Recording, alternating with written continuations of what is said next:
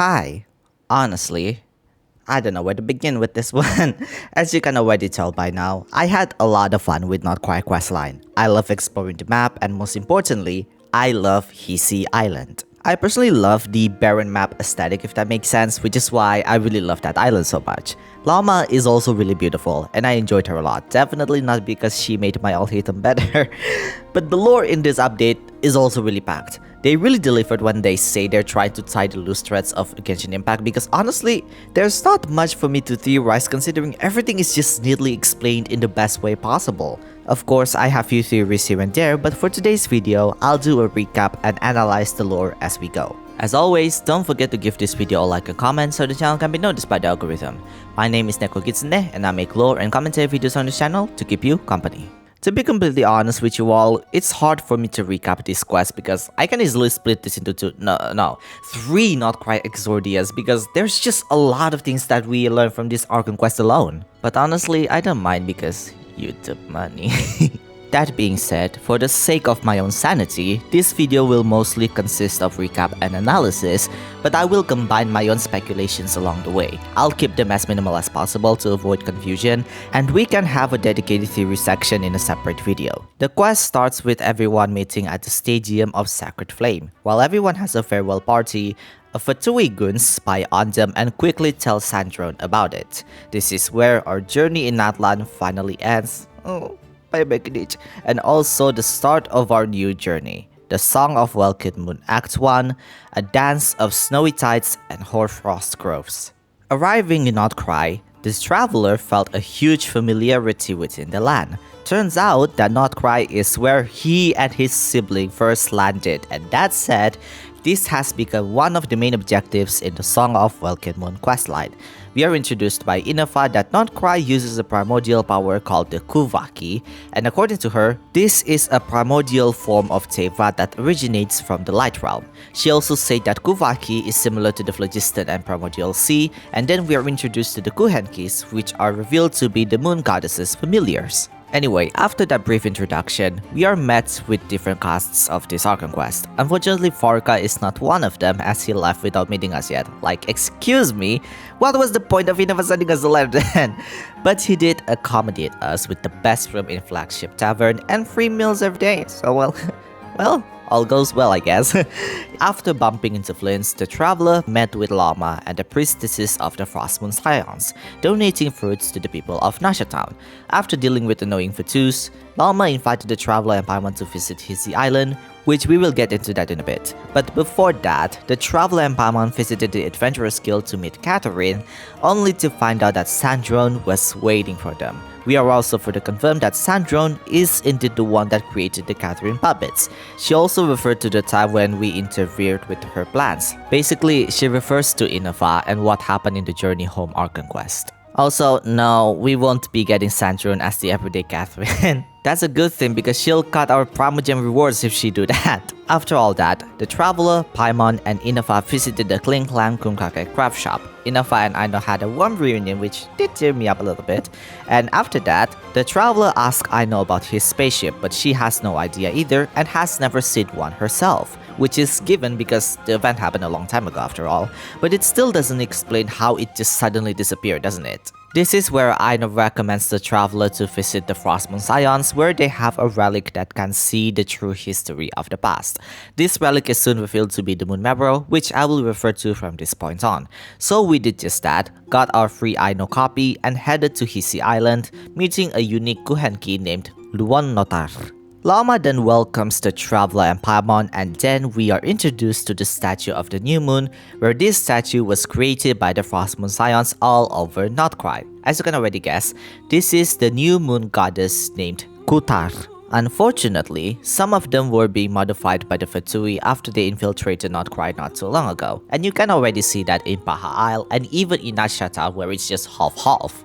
Paha Isle is where the Fatui's dominion in Notcry is, and according to Llama, the ancient moon's remnants were pulled in there. We are also introduced to the Frostmoon Science's history, but I'll make a detailed history on them in another video. However, I'll give you a brief surface level history for this video. The Frostmoon Scions are the descendants of the now destroyed Golden Realm, the city of Hyperborea.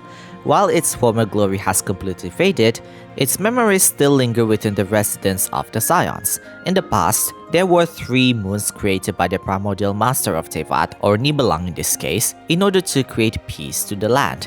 There are 3 moon sisters. The Eternal Moon as the biggest one, the Frost Moon as the middle one, and the Iridescent Moon as the smallest out of the 3. However, the 3 perished in the war triggered by the Descenders, 2 shattered while 1 moon remains unbroken. The war Lama mentioned here is the Great War of Vengeance, a war that was triggered when Nibelang returned to Teyvat with the Forbidden Knowledge, and at the same time when the Voyager and the First Angel made their rebellion against the Heavenly Principles. It is said that when the moons shattered, some of its stardust fell to not cry, making the land rich in Kuvaki.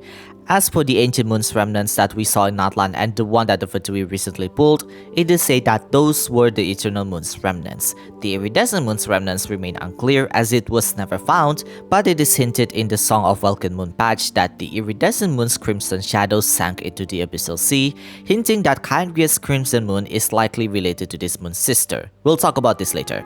Even though the age of the 3 moons long gone, the Frost Moon Scions passed down a prophecy that the Moon Goddess will return, which now comes to Kutar, who is the new Moon Goddess. After a brief introduction and dinner, the Fatui is being an ass again, but Lama grilled them so hard that they got their asses and feet rings hurt.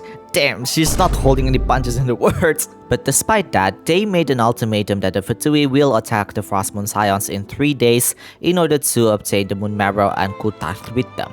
Now this is where the Traveler mentions their reasoning coming to the Frost Moon Scions, and here comes the new lore. Around 500 years ago, the prophecy of the Moon Goddess returning indeed came true, and is also the same time where the Kuhenkis were born. That Moon Goddess is of course Kutar, and it was witnessed by one of the Frost Moon Scions' priests at that time named Alia as per the world quests, and she created the statue that we see now in order to honor her birth. Kuhenkis' instincts to guide travelers and adventurers alike to treasure is also said in order to protect Kutar, but it's also said that she always looks up in the sky looking lonely. But long after that, due to the Scions' greed, Kutar left the Frost Moon Scions to somewhere unknown. It was not until recently that she was spotted returning to Hisi Island after the Ancient Moon's remnants were pulled by the Fatui, and the Frost Moon Scions have been harassed by them since then. This is where Lama put the conclusion that Kutar is the Fatui's missing harbinger, the damselette Columbina. From this point on, I'll be referring to Kutar as Columbina because I can't keep rolling my R, okay? I'm a lisp, but I'm doing my best. But anyway, something is not right with this history because we actually got a book that rivals the Before Sun and Moon called the Hymns of the Far North, where this book also records the ancient history of the past in forms of hymns and poetry. In it, it is heavily implied that there are 4 moons in the sky, and this section is written in Istaroth's section, implying that she once again did her time-mending shenanigans. This is not the first time she even did this. In fact, the most recent one that we know is the Marichivari incident. But for this book specifically, we can talk about it in another video, and as to why Columbina even joined the Fatui, we'll talk about it as we go. Anyway, we are revealed that the Moon Marrow is a part of the Eternal Moon's remnants, and it indeed can reveal the true history of the past. The Traveler told Lama that he is a descender and wants to seek the Moon Marrow to learn the truth about his sister and the spaceship that landed in Outcry. However, Lama said that the Traveler has to wait around 2 months when the Kuvaki is at its peak, the only time when the Frost Moon Scions can use the Moon Marrow. This is also where Lama get a little bit personal, not that kind of personal by the way, where she asks what will you do if you're aware of a secret that can potentially hurt your family? Will you tell them or keep them in the dark? Not gonna lie, that question got me there because in my personal life, I experienced something like this before, but that's a topic that we can talk about in another day. The Traveler and Paimon headed back to the flagship tavern to rest, but the Traveler couldn't sleep, so he left the sleeping Paimon be and had a walk outside to clear his mind. He walked to Hisi Island, for goodness sakes. Like, dear Archon, this place is literally a few miles away from Nasha Town. In any case, the Luon Notar from earlier appeared and guided the traveler to the Silver Moon Hall, meeting the damselette herself. So remember when Wanderer and Tartaglia say that she is extremely dangerous and we should be wary of her? Well, she literally did just that. Not gonna lie, this scene scared me a bit because especially her voice that is just so calm and eerie at the same time. Also, remember when Arlecchino said that Columbina's answer just depends on her mood? Well, she also did just that. But regardless, her answers sure are interesting because Columbina indirectly mentions that the moon in the sky is false. This is a reference to the Moon Piercer where King Deshret states that the moon in the sky is false, and this was told to him by Nabu Malikata, a surviving angel from likely Hyperborea. Now this is where it gets interesting because Kutar, Columbina, the damselette, and the moon goddess are not her name, but given to the people around her. So until now, we have no idea who her real name is, but for the sake of this video, we'll call her Columbina. Columbina also said that the Luonotar that guided us to her is blessed by the moon, but is not one of hers, likely referring to one of the 3 moons that already died. It could mean that this Luonotar is way older than most of the people or even the Archons. Knowing that Columbina is not interested in the conversation, the traveler and the Luonotar left the abode, with Columbina stating that the moon can be treacherous. After that conversation, the traveler met Lumine out of all people, who is trying to find the moon marrow to learn the truth of Teyvat's true history. She even broke the seal to the ruins under Columbina's statue. The traveler is conflicted because morality-wise, he knows it's wrong to take the moon marrow without permission, but at the same time, it's Lumine. Knowing they likely won't be having another adventure like this, the traveler agreed to help Lumine and entered the deep inside the Frost Moon Science's chamber to find the moon marrow. During the trials, however, the traveler realized how different Lumine is acting, as in, he doesn't even know her. After clearing the trials, the twins finally reached the moon marrow and Lumine is acting all freaky. However, a fox suddenly appeared out of nowhere and the traveler is transported outside of the chamber, attacked by the wild hunts. Flint eventually saved the traveler and questioned him about it, but then left while the traveler headed back to the flagship tavern to rest. Paimon left a glass of juice for the traveler while he was away. Such a sweet girl. The next day during breakfast, the traveler and Paimon overheard a customer talking about the missing relic in the Frostmoon Science, making the traveler feel extremely uncomfortable. Yes, you should, you stupid bitch. Hearing that Llama is currently in the Voynich Guild's Curatorium of Secrets, the two headed there, meeting Llama, who is trying to convince Never to help her. Never noticed that the traveler was feeling very uncomfortable when Llama praised the two being greeted kindly by the animals yesterday, making her praise the traveler even more until he became extremely uncomfortable from all of the praises. Eventually, he came clean. My god, he looks so defeated. And Llama is not mad about it. In fact, she appreciates the traveler's honesty and finds that the traveler is indeed worthy of claiming the moon marrow, considering that he is able to complete the trials. As for the fog, however, Llama states that the chamber likely sensed the abyssal energy or people with ill intent activated the mechanism that causes the fog to disperse. In any case, while it can be said that Lumine took the moon marrow, Never also pointed out that there might be someone else following them inside the ruins because Lumine broke the seal, so the possibility of anyone just entering is there. In fact, it's even said that the Fatui seizing their attempt to find the moon marrow. So if you're confused, no, Lumine did not work with the Fatui, but someone else is following the two in order to steal the moon marrow. Sure, Lumine is acting weird, but her goal and end goal has nothing to do with the Fatui. If anything, they contradict each other because the Fatui also don't like the Abyss. The person who follows the twins, however, is in cahoots with the Fatui and stole the moon marrow from them. Anyways, Yehoda enters the room and accepts Llama's commission in infiltrating the Kuvaki Experimental Design Bureau in Paha Isle, but at the cost of her getting temporarily fired by Never in order to uphold the strict neutrality. Not gonna lie, Yehoda's Korean voice actor did a really good job at portraying her because I actually laughed a lot during this section. Well, at least not at the Doris Japanese VA level because, I mean, you get the point. Llama then invited the traveler and Paimon to visit her in Hisi Island, and during nighttime, they did just that and found out Llama's secrets and troubles. So, Llama is born with a special condition that made her sensitive to the Kuvaki. Even though it's a blessing, it's also overwhelming for her, especially how she's always been taught to devote herself to the Frost Moon ever since she was a child. However, her condition states otherwise because she can't feel anything from the moon that the Frost Moon scions always praise, and instead, Llama can only feel the true moon behind the veil of the sky. This is Llama's secret that she cannot tell anyone in the scions. In other words, the moon is false, and the traveler further confirmed Llama's words, giving her a sense of relief and committed to change the error of the Frost Moon's ways in praising the false moon. Llama also said that she met Columbina herself after the incident with the Fatui pulling down the ancient moon's remnants, but she said that it'll be better if the traveler asked Columbina personally on why she left the Frost Moon scions and joined the Fatui. After treating a sick child and witnessing Philomena leaving the Frost Moon scions in secret, the traveler and Paimon visited Columbina, asking her about the moon, herself, and also the tune that she always hums. Basically, this tune is the only thing that Columbina remembers the moment she was born, but she knew that there is likely something that she can't remember. In other words, she calls it as the missing prologue. During her birth, the people of Frost Moon Scions took her as their goddess, and in return, Columbina acted as their goddess. However, she eventually unable to continue giving them what they wanted, and comes to realize that the people of the Scions were more concerned in their faith rather than learning the truth. So in the end, she left the Frost Moon Scions. After that tale, she said something interesting here.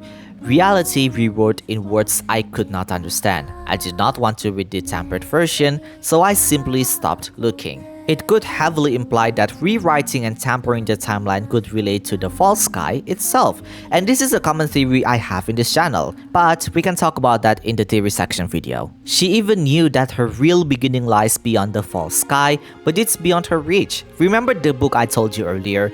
If you read Istaroth's section, it's heavily implied that she likely did something to the fourth moon, or Columbina in this case, when she was born. This is similar to what happened in the Marijivari, where the history behind that area contradicts many things we knew about that place, whether it's from Citlali or from other artifacts. We also learn about Columbina's relationship with the Fatui. So to her, the Tsaritsa told her to treat the Fatui as her second home, but she soon realized that they only wanted her because of her status being the moon goddess. But the Tsaritsa also said that freedom comes with a price, which is interesting in so many ways because in Natlan's Archon quest, Capitano said that the Harbinger's freedom takes precedence over the Tsaritsa's orders. Yet this is one of the only time where the Fatui do whatever it takes to bring Columbina back. Just for a small reminder, Arlecchino was permitted by the Tsaritsa to use the Hydronosis, while Capitano was freed from his duty to bring the Paranosis back after he lost to Mavuika. Columbina did say that she already fulfilled her promise to the Tsaritsa by giving her powers to the Fatui, but it seems that they still want her as she is one of, if not their most valuable chess piece. She also knew that the moon marrow is already stolen and she was considering of using it because her power is currently drained. But basically, she knew it's a hassle to look for it anyway prior to it being stolen, and Llama told her to stay out of sight so she can change the Frost Moon Scions' blind fate. Columbina even said that Llama is hiding her true power, which definitely suggests that Llama will be a very important character as we go throughout the story. Columbina's final wish is one thing, and she wished to return to the moon. The next day, after Yehuda tries to stall everyone's time, everyone puts their plan in motion and infiltrates the Kuvaki Experimental Design Bureau to find the moon marrow. Most of the things here are, well, the gang infiltrated the Fatui's base, but there are interesting lore bits as you explore the place. Of course, all of this will be mentioned as we go, but one thing they haven't made clear on the explanation is that the Fatui in Snezhnaya are trying to make a weapon using the power from the Light Realm, but the target is still unknown, and it's very likely by using Columbina as their source of power. Anyways, after all that, the gang found a map that seems to lead somewhere deeper under the facility and decide to head there considering the moon marrow is likely hidden there. After opening the water underground, Llama reveals that they are currently standing on top of one of the Eternal Moon's remnants.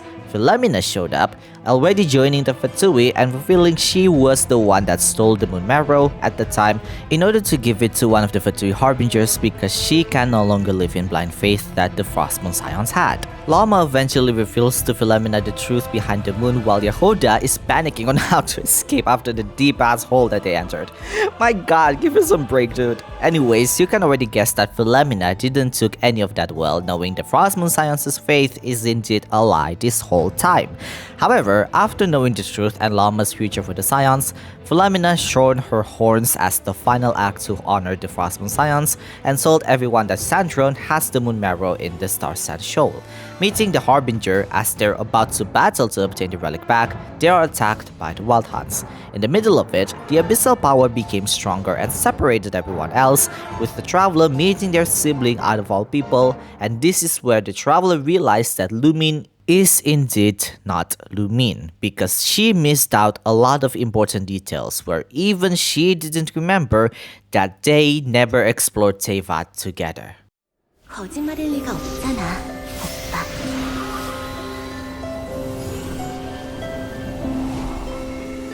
실망스럽네.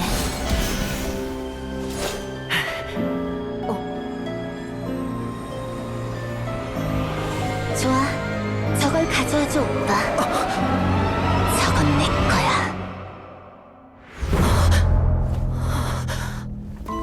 믿지 않았어. 믿기 싫었어. 그 위화감과 이질감을. 짧은 모험에 불과할지라도 진짜이길 바랐어. 하지만 넌 루미네가 아니야.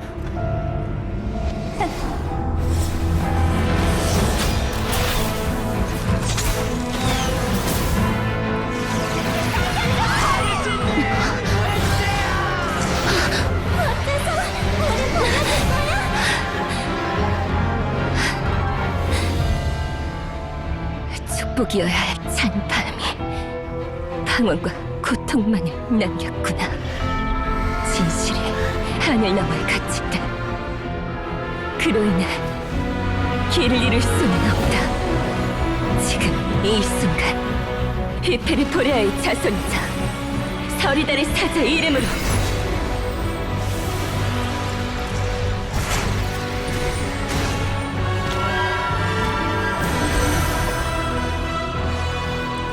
거짓된 하늘이 달빛을 가릴지라도 은빛 피로 호수를 이루어 달빛을 엮으리라.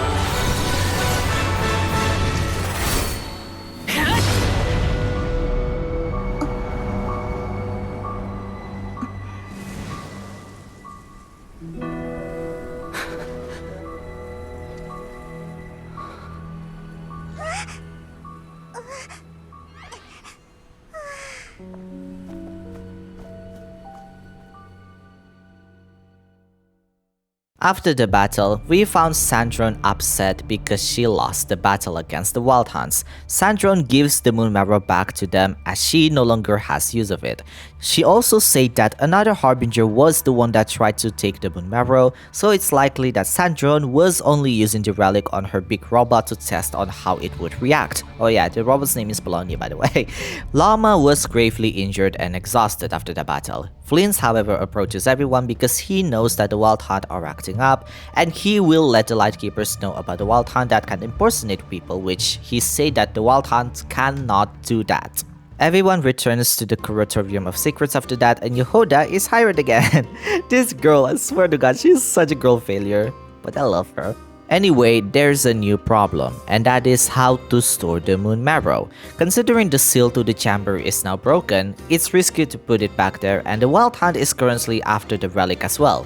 Another way to keep it is to save it by storing inside one's body. Storing it is quite a hassle though, because the moon marrow will consume one's body, but the Traveler, who is immune to the abyss, offers to store it inside of him instead, and the moon marrow is indeed stored nicely without any side effects. If anything, he could feel the true Frost Moon beyond the false sky. After all that, Llama and the Traveler return to the Frost Moon Scions as she tells everyone about the truth behind the moons. Some were stunned, like they awoke from their dreams, while others were understandably upset. Some even left the Frost Moon Scions for good, but that's not something that Llama can force on anyone either. She hoped that they would share the blessings of the Frost Moon Scions if they wished to. She wished them well, hoping that one day they will return to Hisi Island and talk about their lives. This is where the Act 1 of the Song of Welkin Moon officially ends. That's a shit ton of lore, doesn't it? We're not even done yet, so get ready. But before we continue, do know that I have to take a lot of paracetamols while doing this video because my local pharmacy ran out of ibuprofens. I have a lore overload by the time I'm recording this video, and I have to record for 2 days because I need a long night's sleep after all that.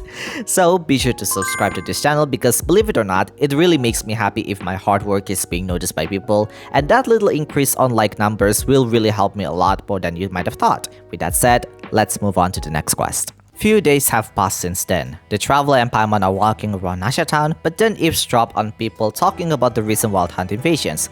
After the incident in the Star Sand Shoal during the last quest, it is said that there's 2 more Wild Hunt invasions and they have gotten worse lately. But for some reason, people also want to take advantage of it because the Wild Hunt invasions mean they can scavenge the surrounding area for profit. That wish for money, I see. Many people do that these days. On the way, the Traveler and Paimon spotted Aino and Inafa talking to a Lightkeeper Ratnik, and this is where the second act of the Song of Welkin Moon officially starts. Elegy of Dust and Lamplight. The Ratnik's name is Sosi, Flint's superior and senior. For context, Nasha Town has a huge cannon to fire at the Wild Hunt invasions, and this cannon is made by Aino. Because the cannon has been fired way too often lately, the cannon broke, and considering the invasions have gone rapidly lately, Sosi requested Aino to fix it as soon as possible. Aino however requested everyone else to help because Sosi kept asking to just fix the damn cannon ASAP. So everyone did just that, and Sosi left in order to tell the Lightkeepers to clear the target area away to avoid casualties.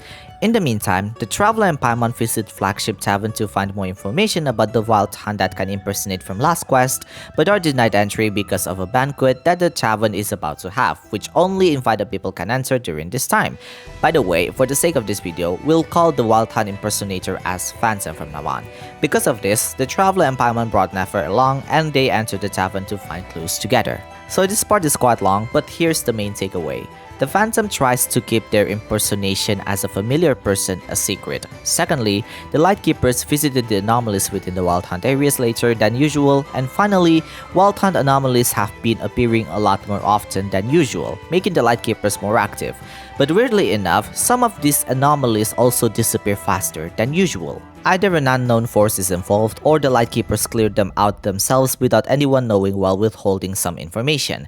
In any case, Flint is the main suspect for the Traveler because not only does he always come late during the Wild Hunt invasions, but he is coincidentally always there. Yehoda then appears with Llama's medicine, and after watching the cannon fire at the Wild Hunt site, the Traveler and Paimon visit Llama, who then helps the Traveler to relive his memories. It's not much sadly, but it further confirms that the spaceship indeed landed in Notcry, so the two headed to Columbina instead, who also wanted to use the Moon Marrow to restore her powers. Alright, they casually dropped that the Moon Marrow is the Eternal Moon's remnants, which we already knew that, but Columbina confirmed further that the Eternal Moon is Arya, the 3 moon goddesses' names that we learned from all the way in 1.0. Insane, finally we knew about this. If the order is right, then Arya is the Eternal Moon, Sonnet is the Frost Moon, and Kanan is the Iridescent Moon. It could even be the other way around for Sonnet and Kanan because of how the Song of Welkin Moon webpage makes the order, and also RERIR's title as the RERIR of Solnari, but regardless, Arya is confirmed to be the Eternal Moon by Columbina. We'll talk about the details of their names in another video. Coming in contact with the Moon Marrow also helped Columbina regain some memories, and here comes another lore bomb. According to her, the Moon Marrow is Arya's power being coalesced after her death. The Moon Marrows can only be formed after the Moon Goddess is dead. The Iridescent Moon's Moon Marrow is left unfound, and Columbina revealed that she herself was formed by the Frost Moon's power. Remember, while all 3 were slain, the Frost Moon's moon never shattered. The prophecies state that the Frost Moon's moon will eventually birth a new deity, with Columbina as the new moon, or Kutak as the people of Frost Moon Scions call her. In fact, Columbina is likely the will of the Frost Moon that Skirk mentioned in her voice line. Columbina also reveals something after hearing about the Wild Hunt and the Phantom. According to her, there's a certain man from Khaenri'ah that has a fixation on consuming the moon's power and obtaining his power from the abyss during the cataclysm. This person is revealed to be RERIR, one of the 5 sinners of Khaenri'ah, the RERIR of Solnari. However, RERIR soon disappeared after he was consumed by the moon's reflection, to the point there's no return. Considering he has a fixation on consuming the moon, the Traveler and Paimon came to a conclusion that the Phantom is none other than RERIR in disguise in his incomplete form. So many things to catch up, I know, but we're not done yet. Using the Moon Marrow, Columbina is able to reveal more about the Traveler's past, and it seems that the Traveler and Lumin arrived in Teyvat way longer than 500 years ago.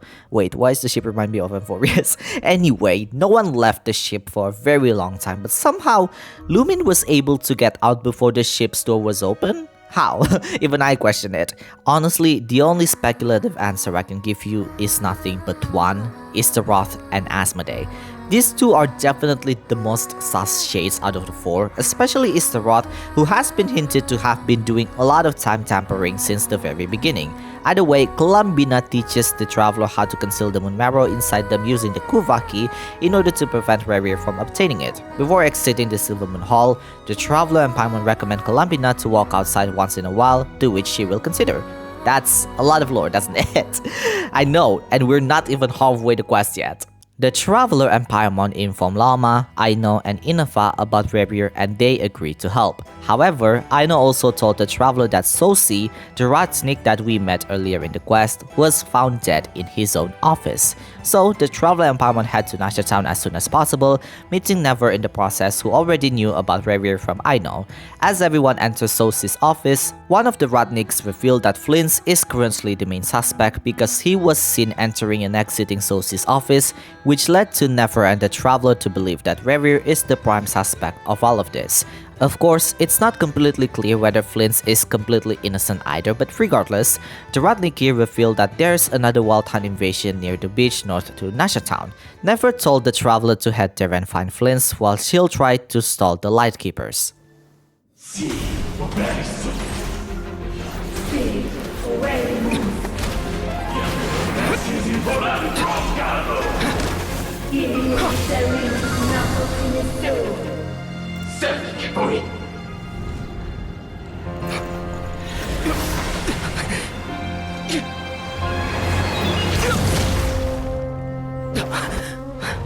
내놔라. 그건 원래 내 것이다. 주제를 모르는군. 또 너냐?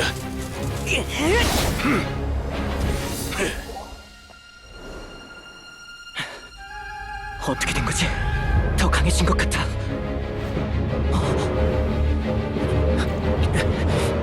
등을 넘겨요!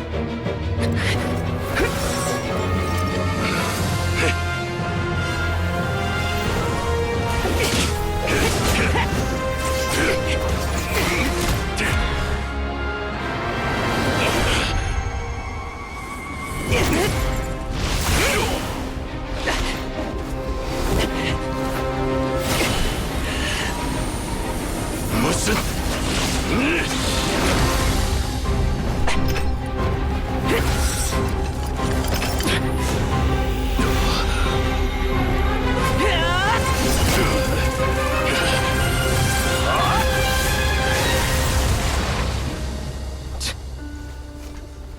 놓쳤나?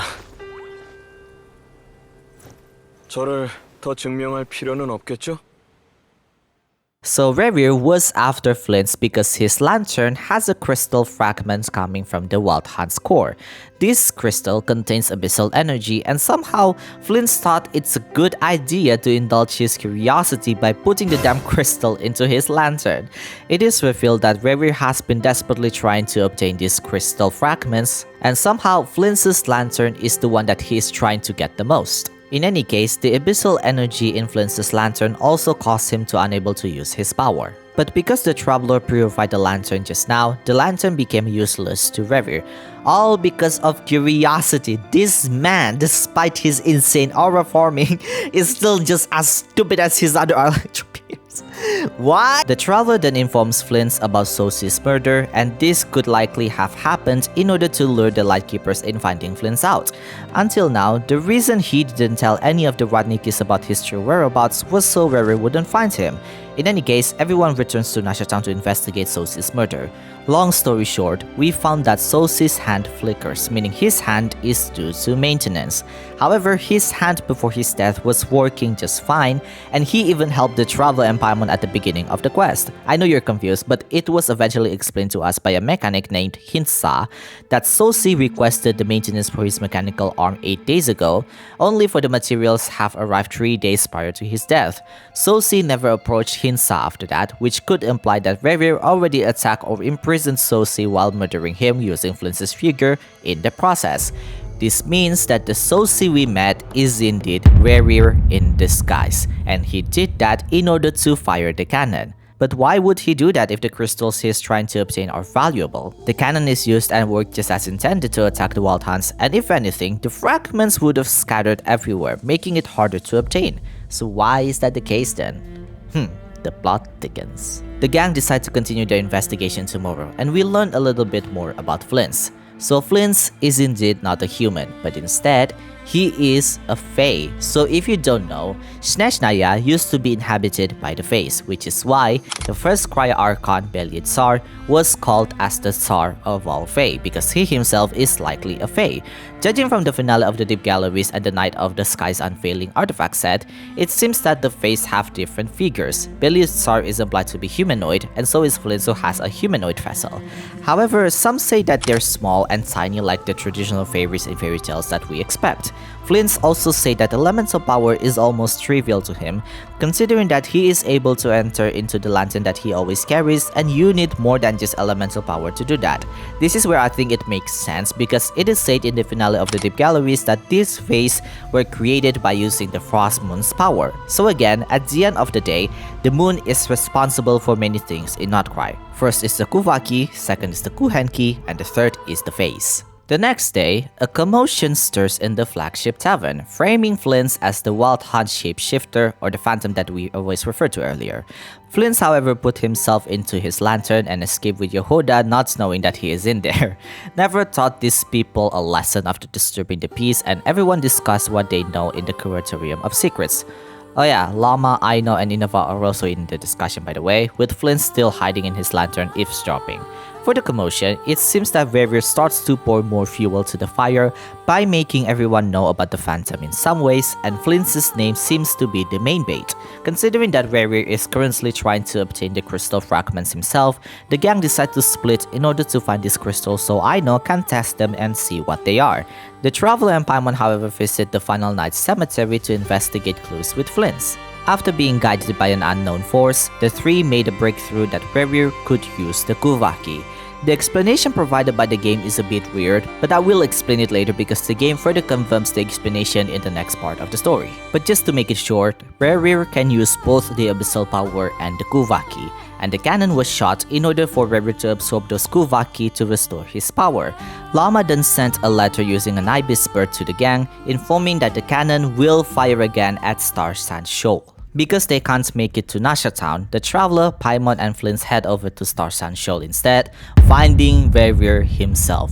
So, the crystal fragments within the Wild Hunt anomalies are RERIR's corpse, and the one that Flint holds is RERIR's heart. RERIR disguised himself as Sosie and fired the cannon to himself just so he had enough power to obtain it back from Flint. But of course, his heart can no longer function because the Traveler already purified it. After he was consumed by the moon's reflection, his corpse scattered everywhere, but his life and will never perish, likely due to the curse of immortality. RERIR also reveals that he has spread rumors about the Wild Hunt starting to create a huge invasion, causing the Nasha Town citizens to panic and forcing them to fire the cannon. Once mass is involved, even Aino can't stop them, and when the cannon is shot, RERIR will restore even more of his power, enough to destroy everything that stands in his way. Llama's side is trying to stop the cannon from firing, where everyone had already panicked due to the absurd wild hunt invasion that skyrocketed just now, not thanks to RERIR who incited people and spread rumors about it. People ended up readying the cannon and even activated the shield barriers so no one could enter. Some, however, believe that the cannon won't be enough and either run for it or take this as a business opportunity to make more out of it. Oh my god, I hate these people so much! How can these people still think about profit when their life is hanging for their life? I know this is not Christ's whole personality, but really, is money really that worth going for when you put your life in the RNG gacha gods when you have the option to just not do that? I swear to god, these NPCs have more balls with gambling than the whole Genshin community combined. Either way, Llama tries to calm the people. Oh, you wanna go? Try me, you stupid bitch! Anyway, Llama tries to calm the people down while Inafa tries to stop the cannon herself.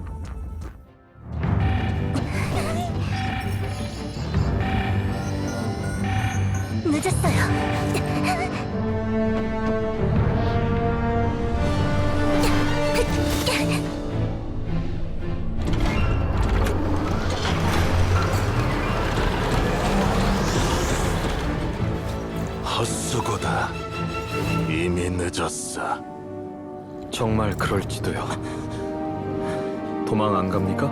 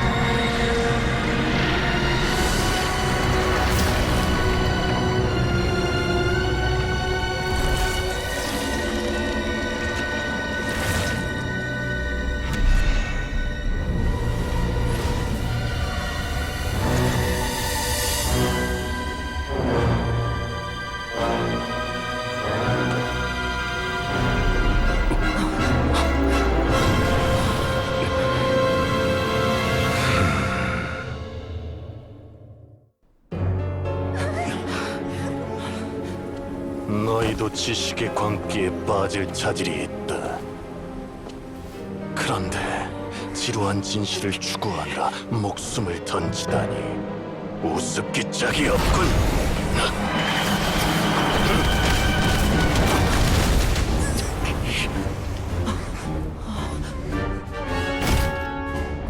틀렸어. 미지는 사라질 안개일 뿐. 지식이야말로 세계의 초석이야.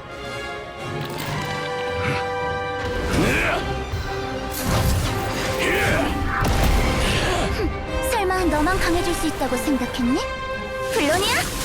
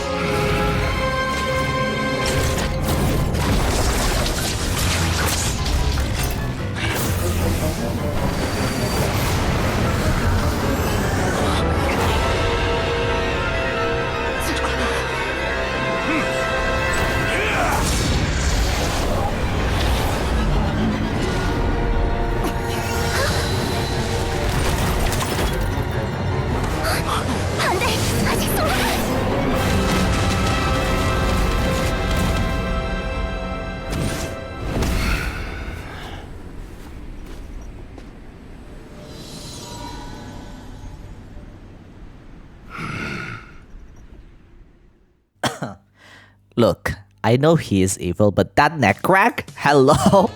He is not even my type, but that neck crack made me feel some type of way. They had his sound effects too, like, excuse me. Anyway, to summarize what you just watched, while RERIR becomes stronger, his body is not yet complete. Heck, he even said it himself that he only got like 10% of his power back. What a good way to insert a meme in a serious cutscene, but I'll take it. During this moment of time, however, his mind is completely lost and he no longer cares about obtaining his heart or even becoming a human anymore. Right now, he is in a state of insanity, only caring about his past obsessions and only caring about destruction. So the next time we meet him, he is likely going to be in a state of insanity once again. In the meantime, Columbina saved everyone, and this is where the infamous Columbina by Sandron plays out. Columbina being a calm but messy rage-baiting queen while Sandron takes the bait. These two are interesting in my opinion. It's definitely like sister-coded, but despite the fun and games, it is revealed that Sandron has no interest in bringing Columbina back. In fact, it's another Harbinger that wants her, which I could only think of it being Dottore because he was the one sending people to Natlan when Mavuika broke the false sky. In fact, if there's anyone that can extract power from a higher being, I can only think of Dottore to be the likeliest case because he was the one creating Scaramouche's Kamen Rider form. In any case, after Sandron left, Flint asked whether Columbina was the one protecting his sea island when the cannon was fired, but Columbina denied that to be the case. At this current moment, we still have no idea what RERIR's true goal is, but Columbina assured everyone that his presence is gone at this current moment of time, making them able to at least rest for a while. Everyone then leaves the Silver Moon Hall, but Columbina struggles in discomfort as her power has not yet returned. Everyone meets at Nasha Town and updates on their findings. Basically, everyone agrees to stay put and think of the best course of action to plan on what's next when RERIR attacks again. Everyone then left, while Flint and the Traveler paid respect to Sosi at the outskirts of Nasha Town. As they end that, you have the option to follow the Luonotar or visit other characters first to see what they're doing, but honestly, there's nothing noteworthy. Just to indulge your curiosity, Dori is butthurt that we are involved with the Curatorium of Secrets, Lama and Inafa talks about the animals, Yehuda and Nefer are talking about their consideration involving other factions, while Flint asks Aino to fix his lantern. After you follow the Luonotar, you'll meet, surprisingly, Columbina, who walks outside of her abode. Here we get the obligatory lore Q&A, so let's do this. RERIR's case is interesting because while his presence is gone for now, Columbina suspects that RERIR's complete form, or at least a form with an actual flesh and blood this time, strives from obsession towards mania. Whether it was from the moon or something else, Columbina has no idea either, but I might know where it came from. You see, RERIR mentioned 2 out of the 5 sinners while his mind was out of control, that being Featherfall and Rhinotter. Thulindus was mentioned, but this is the first time that we ever even heard about this name. If you watch my video about the 5 sinners of Kain we are based on their weapon skins, I mentioned that RERIR derives from a Norse mythology character in Volsunga Saga. It is said that RERIR died while his wife became pregnant for 6 years, only to also die while giving a birth to her baby. The theory here is that Thulindus is likely RERIR's wife, but for now, that is a pure speculation. In any case, his mania could likely come from these 3 characters, while Surtology and Heroptator could be a part of it as well. We'll talk more about this in a separate video. For the Fatui's case, Columbina says that they're trying to make a weapon using the Kuvaki Experimental Design Bureau. As for why and how, Columbina herself has no idea either, but it is likely that she herself plays a part of that weapon, which could be the reason why the Fatui wanted her back. As for the spaceship, Columbina suspects that someone intentionally hid the Traveler's spaceship away, likely in order to hide the truth or secret from them. To her, it's likely that it's not just anyone that can do that, and I think that the Shades are involved in doing this themselves. If you remember, Istaroth was responsible in the Space and Time for You Archon quest, causing a time paradox and somehow created a 3rd key to the spaceship. Right now, we learned that Lumine was able to exit the spaceship, but the door in the spaceship remained closed. That's the best guess I can get for now, and again, we'll explore about this in another video. The quest ends with Columbina's desire to return to the moon, the frost moon that once belonged to her, hidden beyond the veil of the false sky and the false moon. This is where the 2nd act of the Song of Vulcan Moon officially ends. We're done! Oh my god, that took so long. Seriously, when I said I tried to compress the lore and recap as much as possible, I really am. But anyway, I hope you enjoyed that recap. I hope it made you understand the story a little bit easier, and I hope you enjoyed the bits of speculation and theory along the way. Let me know your theories in the comment section, as I will also put a pinned comment on the main takeaways from these two questlines. I'll see you in the theory section video. Tjena!